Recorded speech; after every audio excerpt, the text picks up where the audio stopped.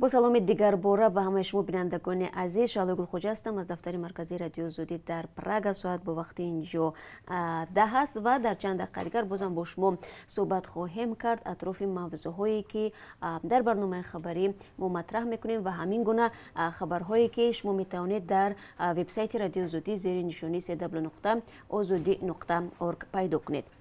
حامیان حقوق در شبکه‌های اجتماعی عکس‌های از شرح حقوقی وزارت کارهای داخلی روسیه درباره فرمان پرزیدنت از 14 اپریل تحت رقم 274 نشر کردند که طبق آن مهاجرانی که در روسیه از روی پتنت با فعالیت مهنتی مشغولند برای 3 ماه یعنی تا 15 ایون از پرداخت حق آن آزادند. سند با امضای معاون اول وزیر کارهای داخلی روسیه الکساندر گاراوی نشر شده است. آن برای استفاده داخلی به سران همه سرداران وزارت کارهای داخلی، ریاست‌ها و شعبه‌های این وزارت در روسیه فرستاده شده است. در سرخط دوم صفحه دوم گفته شده است که در دوره تعیین شده یعنی از 15 مارس تا 15 ایون درخواست برای تمدید اعتبار اجازتنامه و پتنت های کاری همچنین از جانب شخصان واقعی شهروندان خارجی که در اساس پتنت به فعالیت مهنتی مشغولند پیش پرداخت انداز از درآمد طلب کرده نمی شود. ولی باید گفت که در سند همچنین اشاره شده است که شهروندان خارجی که در قلمرو روسیه قرار دارند و سندهای اجازه برای کار ندارند صرف نظر از هدف سفر می توانند بدون اجازه و پتنت بازم از 15 مارس تا 15 ایون به فعالیت مهنتی مشغول شوند. از این در سامانه سرریاستی وزارت کارهای داخلی روسیه در امور مهاجرت این توضیحات هنوز نشر نشده است. در همین حال مهاجران کاری توجیک میگویند پولی که آنها باید در این 2 ماه برای پتنت میدادند حالا برای خریدن غذا صرف میکنند. در این باره گزارش خواهیم داشت در برنامه خبری امروزه. پیوندان برخی از محبوسان توجیک میگویند روزهای اخیر نوبت‌پایی و انتظاری ها برای انتقال غذا با فرزندان زندانیشان طولانی تر شده است. مقامات با هدف پیشگیری از احتمال پنجشنبه کرونا ویروس از 31 مارس ملاقات محبوسان با نزدیکانشان را موقتا منع نمودند. والدان بعضی از محبوسان گفتند چنین تصمیم مقامات را درک میکنند ولی این شب و روز که صحبت‌ها از خطر احتمالی سرایت کووید 19 صدا میدهند میخواهند بیشتر متوجه فرزندانشان باشند و زود به آنها غذا برند. اما به قول آنها گاهی برای ارسال غذا ساعت‌ها نزد زندان‌ها منتظر میمونند. یکی از موضوع برنامه امروزه همین خواهد بود و چون از بیماری کووید 19 یادآور شدیم هرچند مقامات تاجیکستان میگویند که تا هنوز این بیماری در تاجیکستان ثبت نشده است ولی طور ما با مشاهده از کشورهای دیگر میدونیم قشر آسیب پذیر در روبروی این بیماری افرادی هستند که پیرانسال هستند یا که از 60 ساله به بالا.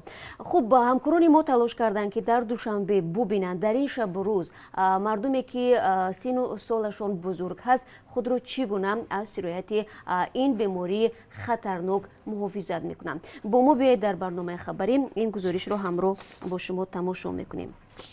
تخریب پل دریای سرخاب در نویه فرخور زندگی 2 جماعت رو مشکل کرده است. زمین‌های کشت و قبرستان از آن سوی دریا و دهات از این طرف دریا ماندند. پل بالای دریای سرخاب رو برای کارناشویم شدن یک پایه‌اش تخریب کردند. ساکنان میگویند بعد سرسان و سرگردان شدن تا دستگاه پرزیدنت شکایت بردند ولی تا حال انتظار بازسازی پل و پاسخ مقامات میباشند. این پل نه تنها کاری ساکنان 2 دهات را آسان بلکه نویه فرخور را به مسیر دوشنبه پیوست میکرد. باید گفت که پل سال 1985 در دوره شوروی بنیاد شده است. پلیس شهر کلوب علیه وفا ایوبов پسری آوازخوان ظفر ایوبی با اتهام استفاده زورآوری به مقابل نماینده حکومت پرونده جنایتی شده است. حالا او در بازداشت قرار دارد. وفا ایوبов را به آن متهم میکنند که نسبت کارمندان میلیسا مقابلت کرده یکی از آنها را زخمدار نموده است.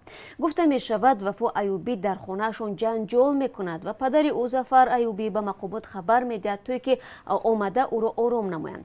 ولی زمانی که پلیس به خانه ایوبов میروند او با کارمندان میلیسا مقابلت مینماید و کامران شریف زاده را زخمی میکند. نسبت وفا ایوبов پرونده جنایتی باز شده است و به او از 2 تا 5 سال محرومی از آزادی تهدید میکند. با استفاده از فرصت از همه شما کاربران عزیزی که به رادیو آزادی نوارهای خود را میفرستید اظهار منتداری میکنیم و از جمله اخیرا نواری دریافت کردیم از روسیه که حال مهاجران بیجا مانده را در ولایت مسکو نشان میدهد و این مهاجران در جنگل پناه برده و برای یافتن بام بالای سرشان کمک میخواهند و همچنین از همسران خود در وطن درخواست دارند که از آنها نخواهند که یا اینکه درخواست نکنند که فرستادن پول برای آنها کمک کنند یا که ببینند که حال آنها چگونه است و همچنین یک ویدیوی دیگری نیز هست که روی خطرناکی را نشان میدهد که منطقه سرخوستا را با مرکز ولایت ختلون میپیوندد. این ویدیو را نیز میتوانید شما تماشا کنید در آزادی ویدیو کانال ما در یوتیوب.